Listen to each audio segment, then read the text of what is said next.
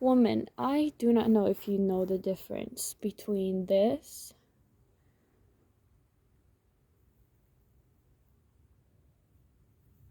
and this.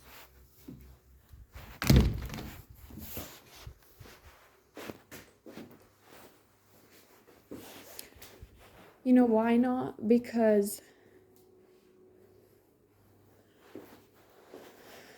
I am probably not from where you are.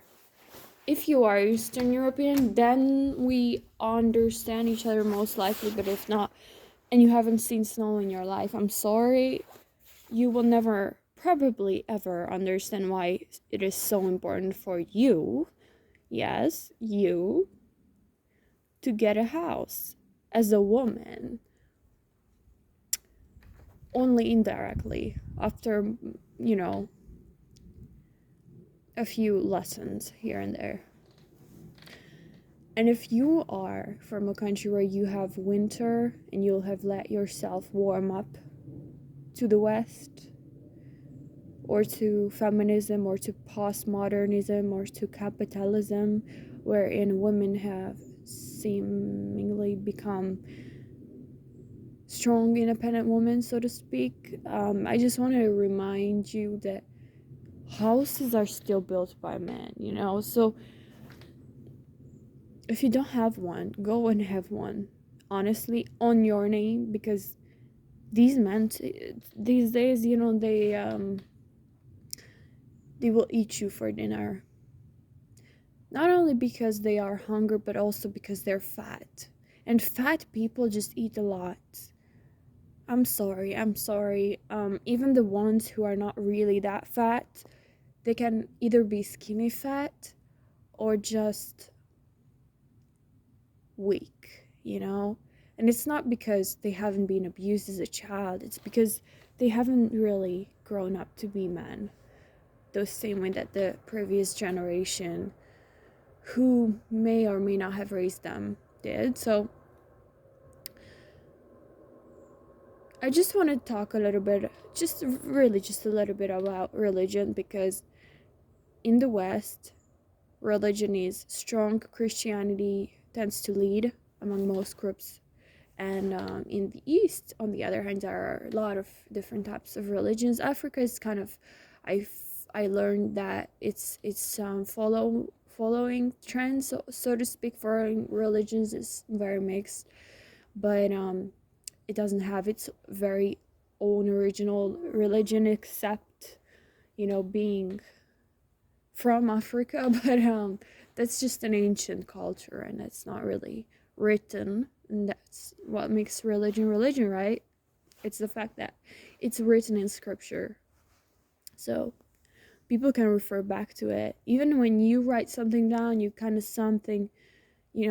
have something happen there, like you remember it differently, or if you don't, it kind of changes your own mind, or you start manifesting the dream. So it definitely changes it. For example, once I wrote a whole page out of obsession to go to sleep that I quote, "I want to die."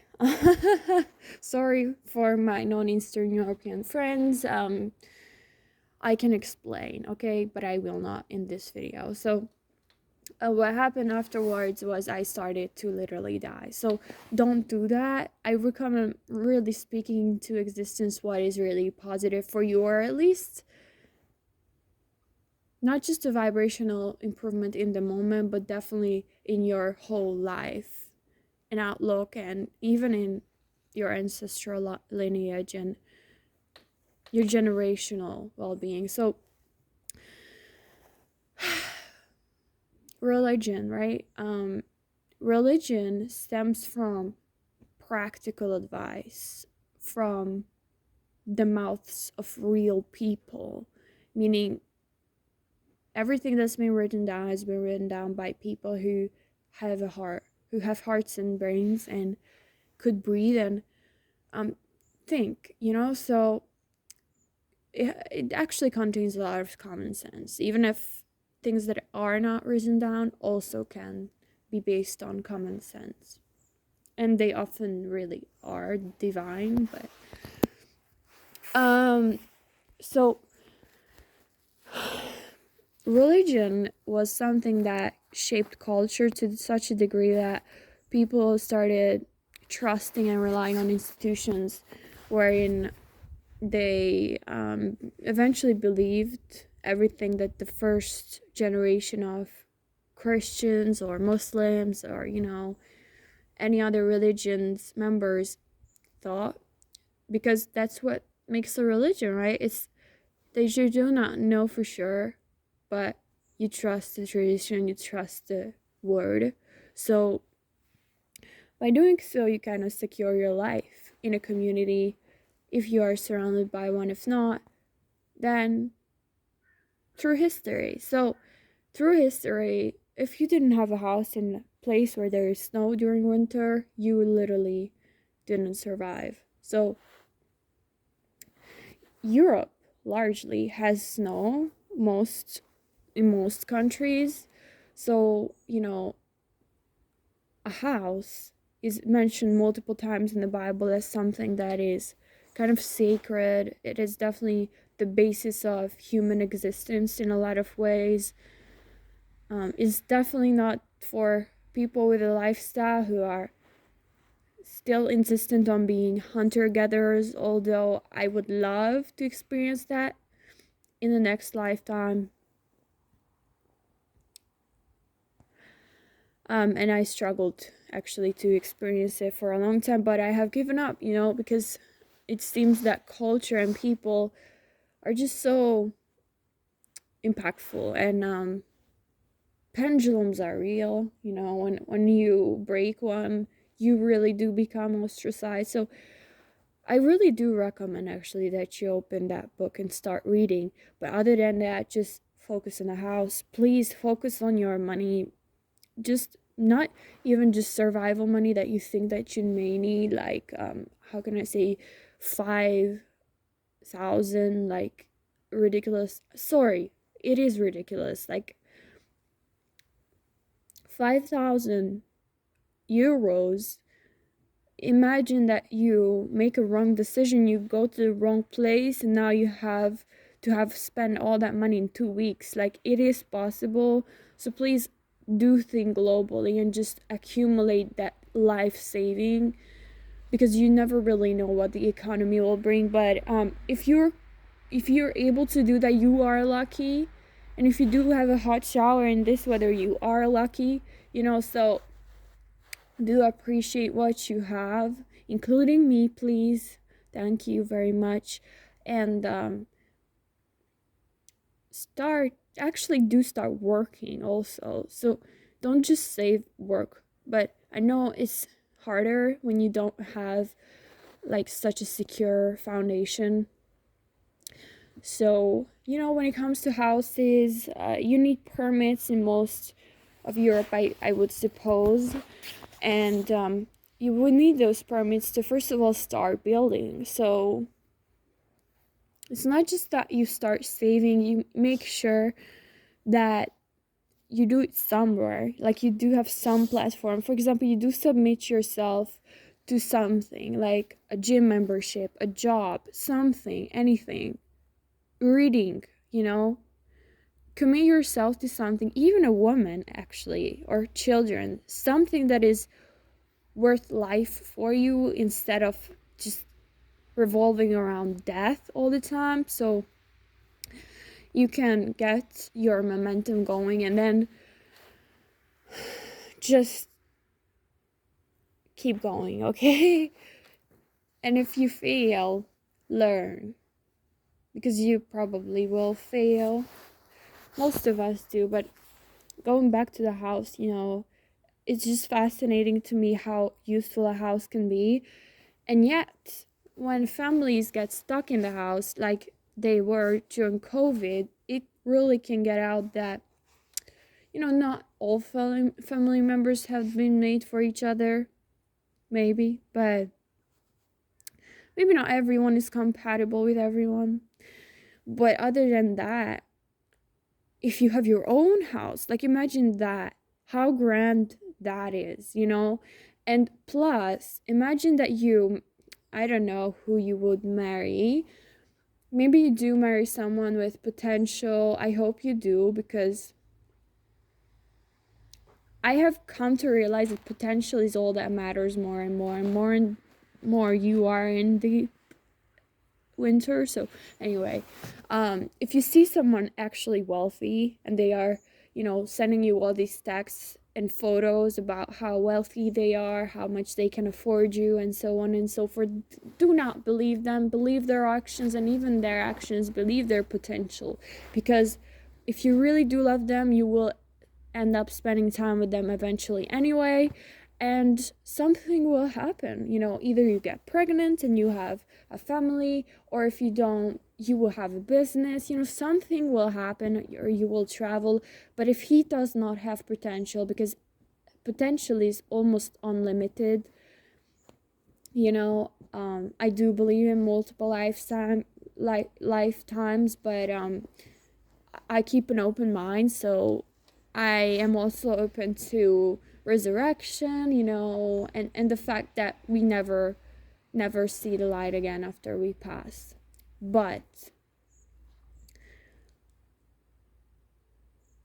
regardless of the amount of potential that your partner has in this lifetime and beyond, I just want to emphasize that do not underestimate potential. Like, that is important, and the reason for that is the purer your partner, the less seen he's been, and the more seen he will want to be, especially the more you make them seen and feel heard and understood and attuned to, and they will appreciate that and blossom like a tree that grows. And so your finances will grow, hopefully, as well. So do not underestimate your power with your partner, because you can definitely build with them. And if you do, you will have a house eventually. But imagine you divorce them. Imagine something happens to your business. Anything literally could happen, and you do have a house in your name. Like, imagine that power. You do not end up sleeping in your car eating hot dogs. Instead, you get to cozy in your house, watch the snow from indoors, drink a hot tea, maybe fast for a day or two, just be born again, instead of like being exposed to having to find parking spots all over the country and beyond all the time, and finding places to eat, and even food to eat and water to drink, honestly, and finding like a warm place to sleep in, and making sure that your car doesn't run out of fuel or energy, making sure that you sleep warm, making sure that you are clean because you do have water, making sure that all these things, and it's just underemphasized, especially in childhood, because children really do depend on physical shelter, and if they don't have it, they literally are the first to leave this earth, unfortunately. So children tend to take it for granted that they have it all, because they do. But once they grow up, they realize, wait, I'm no longer treated like a child. Like, I'm no longer put on a pedestal because I'm a child. So I have to put it together myself, right? And when you do that, it's like, okay, but look, I need help, especially because I'm a woman. If I'm a woman, if you're a woman, right? But just imagine that you never need help anymore because you do have a house. Just imagine that you have a house in your name. Just imagine. It's not because you have to need someone, it's because you get to. It's because you want to see them. It's because you want to be with them. It's not because your family wants you out of the house. It's not because your family is abusing you. It's not because the neighbors are loud. It's not because you cannot find a parking spot. It's not because your car is going to get repossessed. It's not because your van has gone homeless. It's because you want to be with that person. And imagine you have a safe haven, so to speak, not just mentally, not just energetically, not just emotionally, but physically. And you can go back to that place even without disposing it. Displaying it or um, laying it out in the beginning, or even without, discussing it or showcasing it all that much, just so that they can, figure out who you are. Even if, you have been together, and they do not have to know that you have all that. And the better you do that, the more discreet you can be, the more it keeps you safe and, put together in a way. So that is good, because you earn a type of leverage that most women do not have. Most women around the world do not own houses, because around 15% of women do. And even in Europe, I think that is a realistic statistic. So, I haven't even mentioned like developing countries and things like that. And guess what? I have talked to a person from actual Africa, in the middle of Africa, where he's from, and he was an expat in Hungary, and he just looked so sad. And I started talking to him on the bus, and he was like, "Look, it was such a battle to get a house in Africa, because my parents used to own them." And he literally used the word war, like it was a war to get the house. And I was like, well, if this is the economic state in Africa, that you are a young man completely capable of earning a living and, surviving, and you are from Africa, which quote unquote isn't a cold country, so it's not so dependent on, climate, but you still need a house because of the economy and legalities, permissions, like policies, things like that, authority. But you can get one because of your parents. If you're a woman, don't think that you're starting from so much behind, because honestly, if you do not have that, you already are in such a good position. And anyway, there are perks to womanhood in the economy, so please take leverage of those, and capitalize on your softness as much as possible, because I know what it's like to be a harsh woman, and I didn't choose to be one. I also know what it's like to be a soft woman, and honestly, if I could choose an avatar, so to speak, I would choose the soft woman, but I just wasn't really raised that way. And it's not even because I couldn't have been one. It's not because I wouldn't have benefited from it the most. It's just, I just survived in my family as such. So I was not weak, but I also wasn't allowed to show my, soft side. So it was like a dichotomy, and my power is partly restricted. So I really do hope that some women realized by watching this or listening to this that power is sometimes really, really invisible and potentially is worth, and softness is power, and in fact it can, and it is most of the time more powerful than hardness. And what else? If you're a woman, you literally are the gateway to life. Maybe you cannot build a house. I mean, if you're 16, maybe you can, because you do have extreme potential. But, if you don't like tinker yourself a house at 16 or 18 or 20 or 22 or 24 or 26 or 28, you're still not alone. You're still not so much behind. Like, your health does come first, and honestly, if you have a shelter, it will help also. And yeah, I just want to emphasize it, because health is really so important in countries where winter wrecks our health, or just, stops us from growing. Even metals that are not, half conductors because they contain a lot of electrons. When the weather is colder, the electrons kind of slow down, if I remember correctly. So the same thing happens with us, and a lot of our bodies contain a lot of water. Sorry. A lot of our bodies are of water. So once you influence the weather, you influence the water, because water is really adaptive and, just taking on energy all the time. So what you feed it with, what you nourish it with, it will reflect and it will react to. So if it's winter, you may be resistant to more than you even can imagine.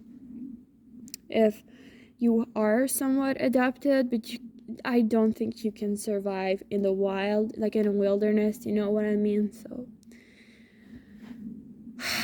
like, don't cover yourself in snow unless you're living on the poles, or like an Eskimo, because like you're not an Eskimo. You don't eat seal, you don't eat fat all the time and muscle. Sorry, like that's what seals are made of, right? Okay. Anyway,